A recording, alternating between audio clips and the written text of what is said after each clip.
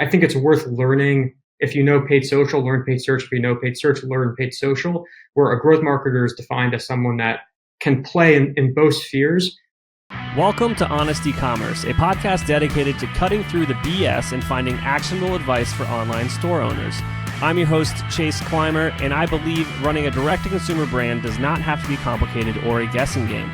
On this podcast, we interview founders and experts who are putting in the work and creating real results. I also share my own insights from running our top Shopify consultancy, Electric Eye. We cut the fluff in favor of facts to help you grow your e-commerce business. Let's get on with the show. Hey everybody, welcome back to another episode of Honest E-Commerce. I'm your host, Chase Clymer, and today I'm welcoming to the show Jake Madoff. Jake is a freelance full-stack growth marketing leader. He's helping e-commerce and service businesses increase their revenue with paid ads using Google, Meta, YouTube, TikTok, and more. Jake, welcome to the show. Great to be here. Excited to talk through some full-stack solutions. Yeah, I'm excited to get into it. So obviously, these days, you are out on your own. You've hung your own shingle, as they say. But talk to me about your history. How did you cut your teeth in this business? How did you learn? How did you end up where you are now? Yeah, started kind of like the classic startup-y route. I had two startups of my own about 10 years ago that got some funding. One was a e-commerce, kind of an affiliate revenue-driven e-commerce shop, and then the other one was an iOS trade and barter application. So the affiliate revenue e-commerce site really taught me the fundamentals of margin, of SEO, of just what is an affiliate program. For that, I leveraged, at that point it was called CJ, or I think they changed their name or got bought by like Awin or something at this point. And SEO, where I was like really trying to compete with pretty significant players in the space, where I was ranking for, the classic style of product listicles, which now almost every big publication has. CNN has their spinoff. NBC has like their spinoff. CBS has their spinoff. They all have like an equivalent spinoff for a product blog, where it's like the best 10 products for ... And those were the kind of articles I was writing and trying to rank for and collecting affiliate revenue for. And then TradeMade was an iOS trade and barter app that taught me kind of the more core fundamentals of paid media, and then parlayed that into working for Bespoke Post, where I worked for about 5 years and led growth there. That was fantastic. I started in 2017. We were spending, maybe $200 or $300 a month in ads, and then we scaled up about $2 million a month in ad spend, and acquired hundreds of thousands of subscribers. And I really like to say at Bespoke Post, any channel that you can run ads on, we ran ads on it. I mean, we tested everything from direct mail, podcasts, Reddit, Quora, Meta, YouTube, Taboola, content marketing channels, offline, online, core channels, experimental ones. And then over the last several years, over the last several years, more prominently, have been working more on the freelance side. I've worked with over 100 brands like Come Nutrition, Home Chef, Hims and Hers, TradeMark Engine, just really ranging the gamut of e-commerce, B2C, and employing full stack solutions across ads on Meta, YouTube, Google search. And I'm finding really great success in just an omnichannel approach now. And I'm really enjoying that strategy of having omnichannel approaches going forward. That's amazing, Jake. I want to go back to the beginning a little bit, and because I've been reading a lot lately, especially around startups, and I feel like something that maybe is not as obvious to young entrepreneurs is they have a cool idea and they build their product. This could be a physical e-commerce product. This could be like a SaaS tech product, right? And they get caught up on perfecting this product when the number one driver of success for a startup, I'm learning, is sales, right? And you get those sales through marketing and advertising, which is what you kind of were learning how to do by, because you had to. What advice would you have for marketers out there that have a startup and they are struggling to kind of find product market fit or struggling to find those initial customers? It's a great question. Some of it is case dependent. I actually, funny enough, just had this conversation on another podcast called Amazon Legends, where I was saying how there are some marketers that are more object driven and some of them more process driven. So I would say like take a step back from the product itself. If you're finding some degree of a failure with a given product launch, just take a step back and really start doing more consumer research, seeing if it's price, if it's a feature of the product, if it's an application of the product. But once you get those insights, really just test and do it. I see a lot of the time this kind of analysis paralysis where you almost make perfection the enemy of moving forward in a way where you want it to be perfect by the time you launch and you just keep delaying and delaying. And I find the best solution is really just, if it's close to there, just launch it, let your consumers tell you. And there are a lot of services you can use to get that feedback pretty quickly. Usertesting.com is a great one for that I used even at Bespoke Post when we were launching new product features. But at the end of the day, just push it out if it's close and collect that feedback over time, and you can iterate. Nothing is permanent, and it's good not to be wedded to something either in the early stages, because it will change. It will absolutely change. Absolutely. And shout out to user testing. We use that for CRO stuff at the agency as well. It's a fantastic tool that has a lot of different use cases. Yeah, totally. Awesome. So thank you for kind of asking that straightforward question about, and I'll tell you the truth, listeners. I know some of these answers before I ask them because I know the right answers from smart people. And I just want to kind of always bash that over the head that perfection is the enemy of progress. Like Jake said, just get out there, get it in front of people and get feedback. That's the only way that you're going to get to that next level for your business. Let's talk a little bit about Bespoke Post. Is there like a story or like something that you did there that stands out to you during that time that was really like, wow, like I know what the hell I'm doing? Yeah, great question. There was so much. There was really so much that was done at like the channel level, the creative level, the targeting level. I would say like 3 big insights that I took away from that, where I was like, damn, that was a cool idea and something that I'm still using today. One is building high value lookalikes. So, 5 to 7 years ago, lookalike audiences were the gold standard on paid social targeting. Pinterest, Meta, Snapchat, they were all fighting for who has the best lookalike functionality for targeting. Some people would just upload like a customer list just of emails. And at Bespoke Post, we were like, how can we improve this? And we did different SKUs of what we called HVLAL, which are high value lookalikes. Now that idea seems a bit more common to maybe the more experienced marketers listening, but there are different SKUs slices you can do for your data. So imagine lookalikes where you're taking the top 50% and you're including customer value in that and uploading that as a high value. It's really powerful to do a lookalike on just Amex users. So if you collect payment method and you have that in your spreadsheet, associate a payment method with the email address and upload that, and only filter for Amex users. Those tend to be higher quality. So those are like some interesting ones that we really found success with at the targeting level. It's really important also to send the most accurate data as possible through your pixel. So make sure you have conversion API on.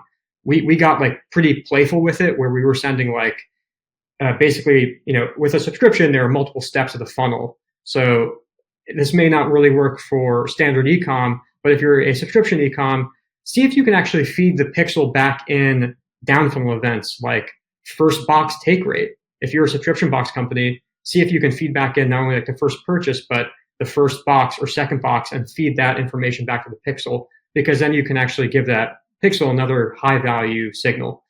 On the creative side, at the time, cinemagraphs are really big. Cinemagraph is a type of ad creative where it's like, imagine an image of a cup of coffee, for example, and you can animate the steam. So everything else is still, but there's one kind of thing, an animation in motion. This was before video was really big. And whenever we started launching these cinemagraphs, and I was building them with a few like animation apps, and they started just blowing up. We would use like our cigar boxes and whiskey. So you do like whiskey smoke with it. And that was doing really, really well. And then lastly, I'd say just from a channel level, it was really exciting and powerful just to test across so many channels, where you just really start to develop an intuition for the personality of these given channels. Although that's not really something that I can communicate in like a transferable way. That was like a moment for me where I was like, oh shit, wow, that's crazy. I feel like I am stepping into the mind of these algorithms where I'm understanding why they're changing. I can drill down to the metric that's telling me, this is why CTR is changing. This is what it means to exit learning. This is what this is how volatility looks after you make a big change on an ad set or a budget. And those were some pretty big moments. Yeah. Maybe I can help you out there. I would say the people you're targeting on Reddit are going to be insanely different than the people that you're targeting on Instagram. Yeah. Absolutely. I do want to go back. You were talking about creating these lookalike audiences, right? And so what you were doing is you were using the data from your CMS from like Shop. Let's just use Shopify, for example. So you're exporting your customers from Shopify, and then you're just finding the 50% that you just filter by total lifetime spend, and you just take the top 50% and you make a custom audience from that. And that's where you're creating your lookalike from? That's correct. Top 50% lifetime value. Awesome. And then the other golden nugget there was that Amex user. That I've never heard that before. That's a fantastic piece right there. Not to completely take this off the rails, but last week or 2 weeks ago, we're recording this in February, everybody, Shopify announced their winter editions thing. And there was a lot more information that they put out there about the Shopify audiences. Have you had any experience using Shopify audiences in your ad campaigns lately? Yeah, I started passing it back into the audience centers and audience libraries across the platforms. I'm not seeing too much of a difference in just taking like the more manual approach. It seems like it's almost like a faster, more dynamic option versus the manual approach. It's performing pretty similarly so far. Yeah. Shopify, at least how I saw it, is Shopify is almost pivoting their resources with their network. Because let's be real, Shopify powers over 50% of like the best websites on the internet, and Shopify Payments powers the payments on most of those websites. So Shopify has all that information, and what they are getting into is they are building lookalike audiences that are just like Facebook's lookalike audiences. So now you've got some cooler stuff to play with, and all this stuff can then tie into your email ERP, Klaviyo, or what have you, to do some crazier stuff. Yeah, exactly. Awesome. All right. So after Bespoke Post, is that when you kind of went out on your own and started, doing full stack for all these other brands, kind of independent of their size? It is, yeah. I mean, I was doing freelance on the side during Bespoke Post, and then once I kind of made that transition, it really started to take off, and I was kind of selling it as I'm bringing enterprise level experience at big budgets to smaller brands that are maybe spending between 10 or 5 and 50K per month, working with that small to medium-sized e-commerce or D2C business, and then bringing this larger experience over. A lot of that came from, like I mentioned, just the understanding of the auction algorithms, the way you can build modular testing with ad creative. So cinemagraph is one example. The other example that I've written a few articles on is like building this creative scorecard where you build creative modularly. So like a modular piece of creative where, imagine a 30-second video, you have the first 5 seconds where you just do different hooks. You stack on the latter 25 seconds. So you have like several versions of these 30-second videos, but all you're doing is just changing the hook because that has the biggest indication. So all these strategies that were fleshed out, tested, and proven over years with large budgets, statistically significant results, which is harder to do with smaller budgets, bringing that over to smaller brands and businesses. And just over the last 5 to 7 years, just really enjoying working with a very diverse set of businesses across health, lifestyle, whether it's like apparel, even working for companies that are selling more supplement or Manjaro. Those types of products have been pretty big and interesting to work with. A few companies now like entering into that space. So it really ranges, from like apparel to health to beauty products, furniture. It ranges, but it's been a lot of fun learning and translating those results. You mentioned that you'd written some articles. Where can I find those? Those are on Raisin Bread, which I believe is the marketer hire platform. I'm releasing 2 on TopTal, and then there are some others on Growth Collective. They're all pretty much around, some are like how to build the perfect campaign structure. Others are around great tactics and strategies for audience targeting and creative that have worked. And in those articles, I include my own case studies as well. So you can see the references. Awesome. We'll make sure to link to a few of those in the show notes. I feel like I should have asked this at the beginning. Now, what is like the difference for someone that hasn't hired for this role before? Like, is a growth marketer just an ads guy? Like, what's the difference? In my mind, if you're, it's interesting to see like paid social and paid search, where I do find some people really do like to separate out. In my mind, it depends on the size of the company, but a growth marketer should be full stack in a way where it's not too different. Where I think it's worth learning. If you know paid social, learn paid search. If you know paid search, learn paid social. Where a growth marketer is defined as someone that can play in both spheres, but that also is not only an expert in targeting and campaign structure, but needs to be an expert in creative. So almost always, whenever I work with a new business, I say, in addition to being a growth marketing technician, where I'm building out campaigns that are configured correctly and that are testing and using best practices from a structure and targeting standpoint, I'm also wearing a performance creative director hat, where I'm working with your creative team. I'm passing learnings to them on patterns that are working in your ad creative, and then giving those learnings and making recommendations for iterations on new creative and new concepts to your creative team. I think having that multi-channel approach with a analytical plus creative approach, those are kind of how much, if I were to distill my answer, it's those four kind of qualities I would say are most important in like today's growth marketer. And what I'm hearing is it's definitely more of like a partnership, and you're not going to upcharge for your opinion on anything else or helping out where you need to help out, because your goal is the success of the campaign in its totality. Where I feel like some people might be like, I'm just doing the Google ads, leave me alone. Right. And I'd say the majority of my clients, I'm taking over from an agency. And I often hear sometimes an agency approach, it's like, we stop at, at the purchase per se sometimes, or like I've stepped into accounts where they're just running traffic objective campaigns.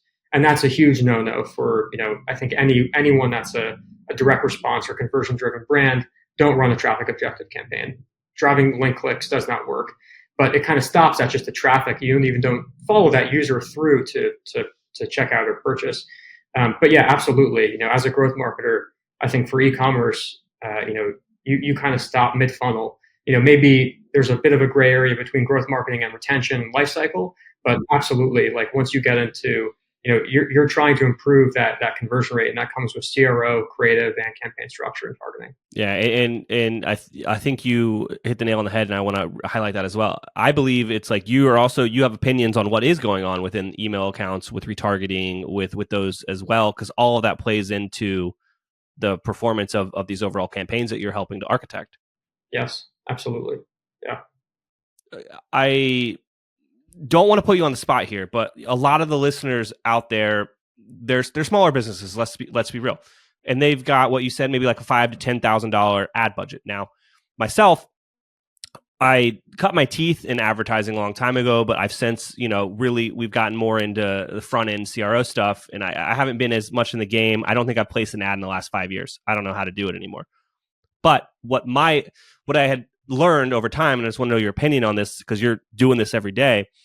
When you've got like a $5,000 or $10,000 budget, what I found was brands were spreading themselves too thin. They were trying to spread $10K over 5 different platforms.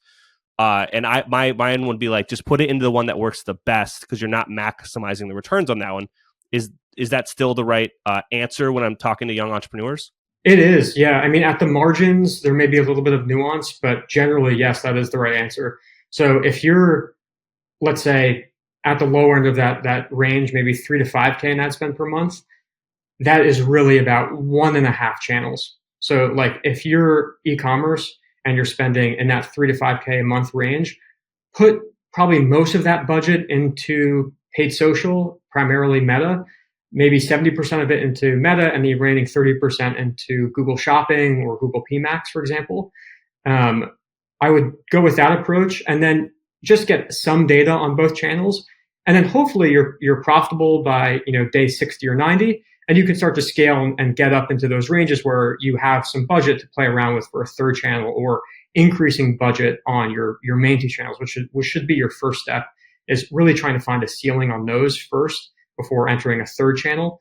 But yeah, if you're in the middle end of that range, in the 5 to 7 or 5 to 10 range, there you can really have a pretty healthy test bed for Meta and Google, where you have a relatively mature campaign structure, and you have a few different ad sets that you're testing within each, a few different creative concepts, and you're getting learnings month over month. But absolutely, like, budget is it. Whenever someone asks me, whenever I'm speaking with a client, and they ask, how much should we be testing? What results should we look for? It is always dependent upon your budget. If you're spending more, you get results faster. You can exit learning more quickly. If you're spending less, that just takes longer. But sometimes it is better to do the slow, careful burn, especially if you're not a venture-backed company and you're a small business, where that is what you need to do. That's also why I like marketing myself as someone that brings that learning through, because I've gone through that with venture-backed companies where we have large budgets, and I can just bring those learnings and hopefully just cut out some of the time it takes and bring those kind of winning test variations to these small business owners. Absolutely. So let's say that I'm a small business and we're spending $3,000 a month now. I got $2,000 in Meta, and I've got $1,000 in Google Shopping, and I'm seeing cool results, and I'm scaling. You mentioned, like, you should keep scaling until you see diminishing returns, is basically what you alluded to. I know it depends is the answer for everything out here, but in your experience, where are people? What is, like, the range people are starting to spend every month where they're starting to see those diminishing returns, and then it starts to become kind of like a acquisition math equation to whether or not you should continue to grow in that channel? And then that the second thing would be probably it starts to then lean itself into maybe have budget set aside to experiment in other channels like YouTube or TikTok. Yeah, it's a great question, and yes, I will answer it with it depends. Like, yeah, I know, man. But that's just because I know sometimes someone will really try and give like a very clear answer to this, but I want to be as accurate as possible in these answers and use the experience that I have to answer it most accurately. It depends on the how long the company has been in business, obviously the market fit, the ROAS that you are at, the conversion rate that you're at, et cetera. I would say if you're hitting benchmark across conversion rate, you're at like around a break even or just over break even ROAS, you're a bit profitable, maybe at like a 3.5 ROAS. In your example, it was around $3,000 a month in ad spend. Definitely continue to scale. At that amount, you should still be putting more into those platforms, more into Meta, more into Google Shopping or Google PMax. I would say also part of it is, do you have bandwidth to add a new creative? With paid social, new creative and good performing, not just new, but well established, data driven creative, that is a big lever too for the performance of outside of budget, where if you have really good creative, that means more channels are available to you. If you have really good 9x16 creative, that means you can try TikTok, you can try YouTube Shorts. So I'd say definitely try and continue to spend. And if you have good creative, if you're hitting your benchmark, if you're at like just over break-even ROAS, at bare minimum, you should be putting a few thousand, maybe 2 or 3 into a given channel. But once you hit that, over 5K, over 7K around, you can try introducing a third channel with maybe another 1 or 2K in ad spend and see how that goes. Oh, awesome. Yeah, that was a lot lower than I was in my head thinking. I was like, a lot of brands historically would come and they were doing 10, 20, even 50K a month on Facebook and having great results, and they wanted to introduce another channel. And I was just like, just put it into that, and because that clearly works, so that was kind of my opinion. on things. And I guess that could work or it couldn't work. It all just depends at the end of the day. It does. It's worth testing too. Like I would say a brand spending 10K, they're doing well on Meta. They can weather a moderate test on Google PMax, for example. They can take 2,000 or so and test that as a different channel. Yeah. Absolutely. Jake, is there anything I didn't ask you about today that you think would resonate with our audience? I think just the importance of being multi-channel is something I do want to underscore. I'm not just saying that as a full stack growth marketer. I truly find the most success when like you're doing testing across different channels. And I don't mean just paid. I mean, you're active on organic social. You have an SEO strategy. You're pairing paid channels and paid strategies with organic. It is just really important not to put all your eggs in one basket. You really do want to have email as part of your acquisition. Like it's so important where sometimes I've come in and it's like, we aren't succeeding as a business. And I see like all their time is just in organic Instagram, or all their time is just in paid search. It is so important to have a multi-channel approach to acquisition and growth. I just want to underscore that as a note to small business owners listening. Absolutely. And it's, I've seen this a few times with some fairly successful 9-figure brand founders talking about, they're just like, at the end of the day, marketing is marketing and you need to do it. So it doesn't matter if it's paid, organic, like you said, SEO, earned media, PR plays. It's like marketing at the end of the day is building awareness about your brand, and all of that stuff compounds into the success. Totally. And it's a lot easier to have a successful paid social campaign if you have an active organic social identity as well. Absolutely, Jake. If I'm listening to this episode, I'm like, wow, this guy knows what he's talking about, which he does, everybody. How do I find you? Where are you hanging out on the internet? Yeah, check me out. If you just Google my name, Jake Madoff, you'll see a handful of the articles. My website is jakemadoff.io. If you just type that in, jakemadoff.io, you'll see my website with some case studies on it. Feel free to submit a form. Happy to kind of do a consultation with anyone that submits. Yeah, it was great to be here. I love the conversation. Awesome. Thanks for coming on, and everyone have a great day. We can't thank our guests enough for coming on the show and sharing their knowledge and journey with us. We've got a lot to think about and potentially add into our own businesses. You can find all the links in the show notes. You can subscribe to the newsletter at honestycommerce.co to get each episode delivered right into your inbox. If you're enjoying this content, consider leaving a review on iTunes. That really helps us out. Lastly, if you're a store owner looking for an amazing partner to help you get your Shopify store to the next level, reach out to Electric Eye at electriceye.io/connect. Until next time.